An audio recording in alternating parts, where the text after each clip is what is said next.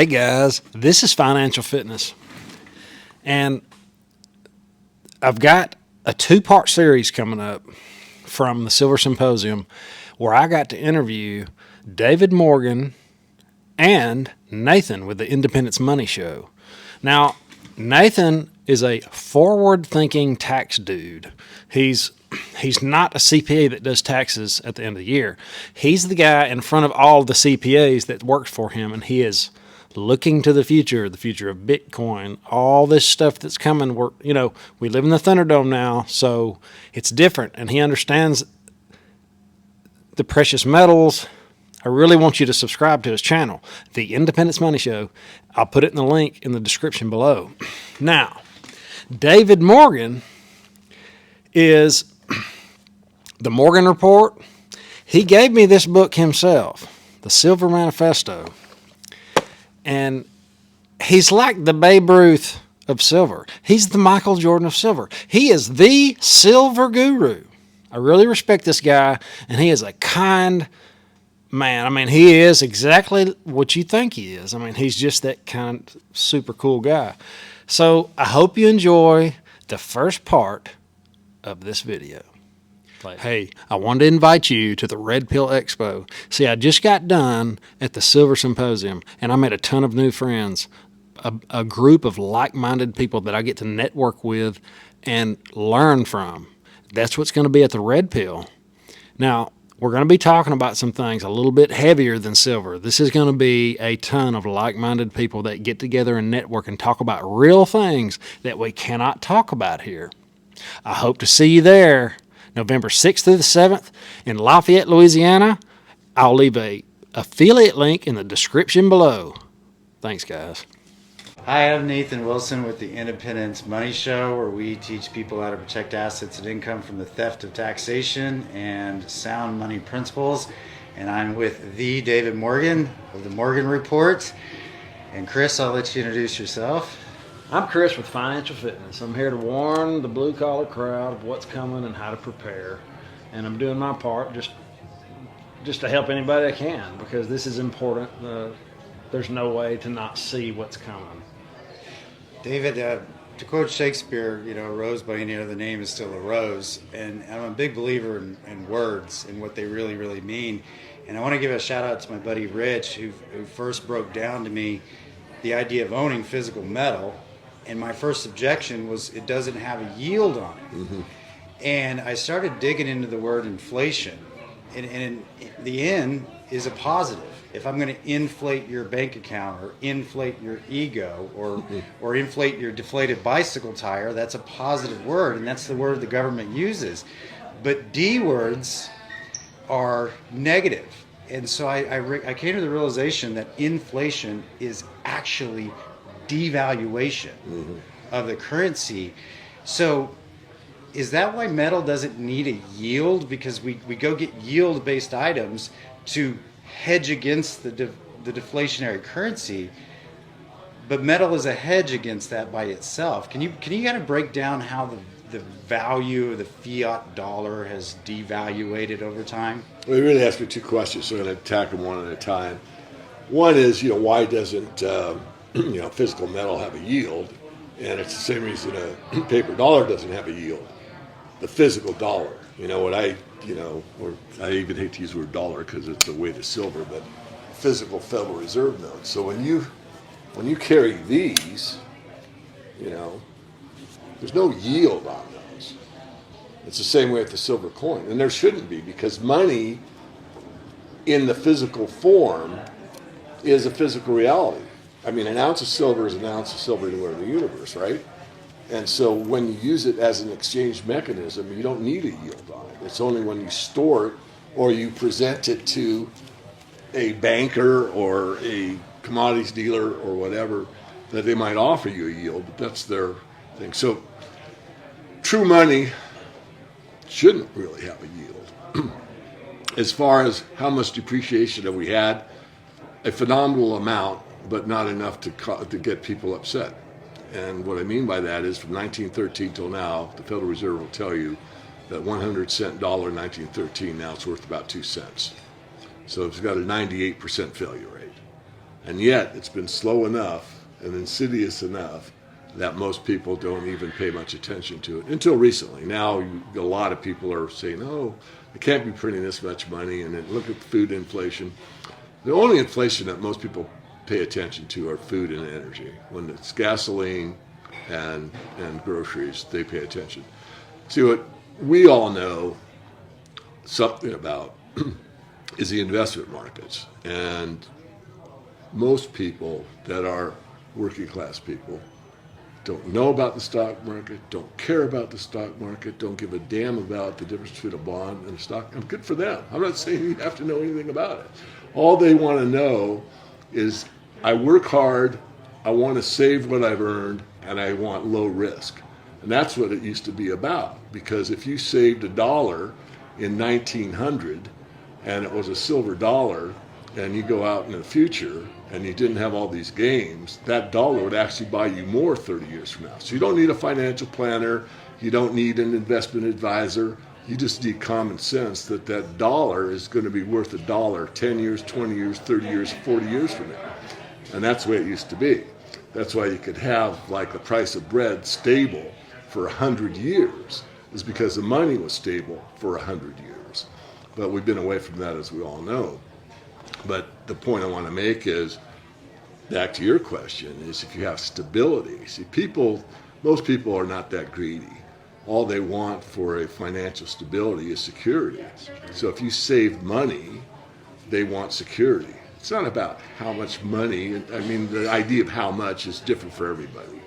What I need to feel comfortable or safe in my retirement is probably a different number than yours is. But there's no right or wrong. What the common denominator is that we both know we can trust the money, and we know that it'll buy what we need at any time in our future. And that's gone away.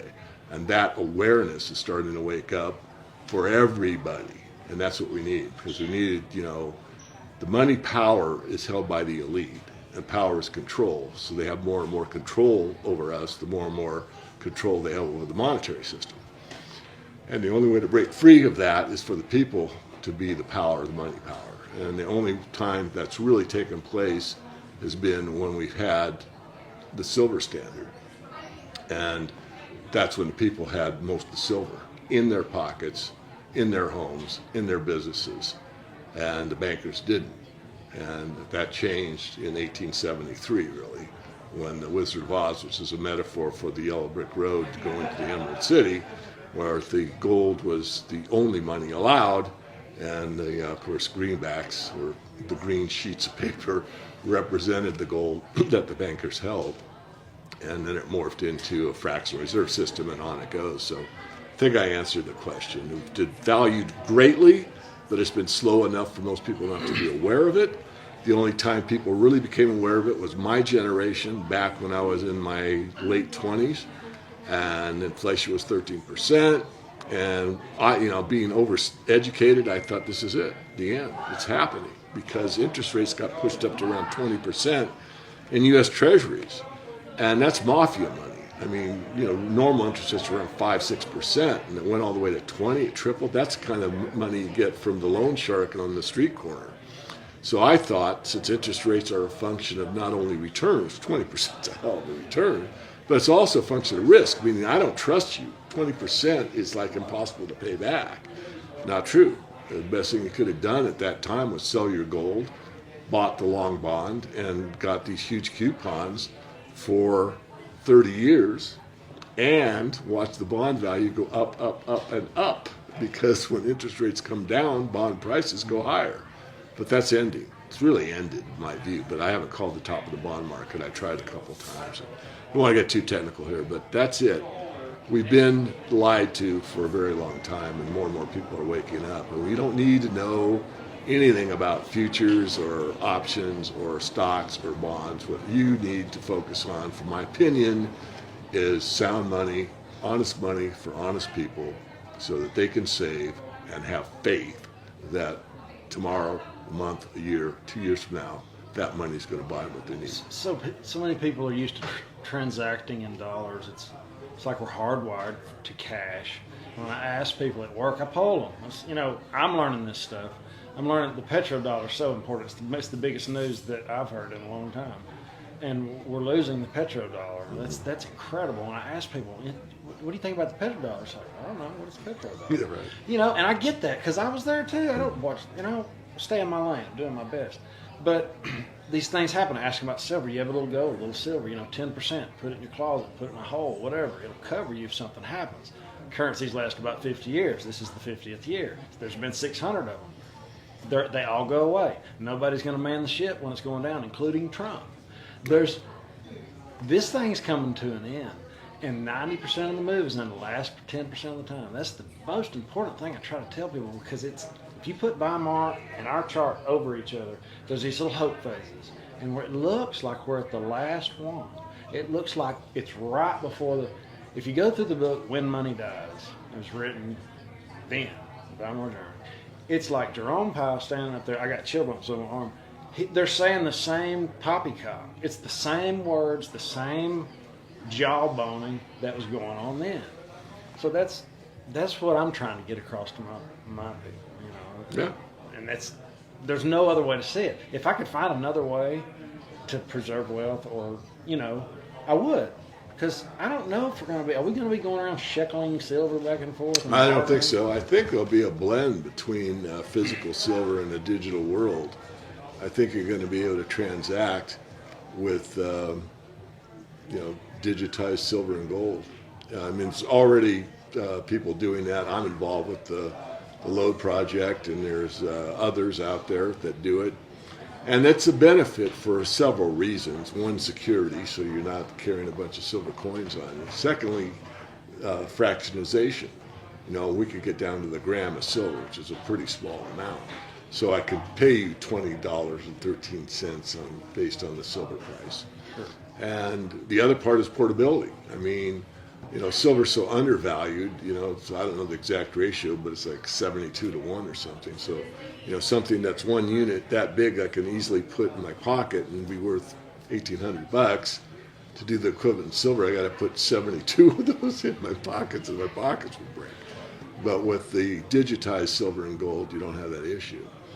Yet there will still be physical in the markets, because first, for two reasons. One, some people will want a portion of their metal to be held at home or in physical form. And more importantly, the industrial side has to have the physical reality to create your cell phone, your TV set, your membrane switch, your electronic component, and on it goes. So that part of the market will always be, but to have it digitized until they need it will be very convenient for them. Do you see us mining in the landfills for silver? I don't, but Jim Dines does. Jim Dines, who it writes the makes kind of Dines sense. letter, said that in the future we'll be mining landfills for metal. He has said that. Well, the easy stuff's already been got. Some, I'm pretty tied to the mining industry, as Yeah, you know, well, and there I are like some the pretty horse good-sized deposits that have yet to become producing mines. So I'm pretty confident of that. But still, looking out and trying to be objective, we're still only talking a few years before you might be looking at landfills.